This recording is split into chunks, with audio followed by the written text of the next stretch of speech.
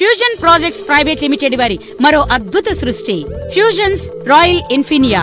Vijayawada municipal corporation కు ఆనుకుని త్వరలో మున్సిపాలిటీ కాబోతున్న రామవరపాడులో 300కు పైగా ఎకరాల్లో మెగా గేటెడ్ వెంచర్.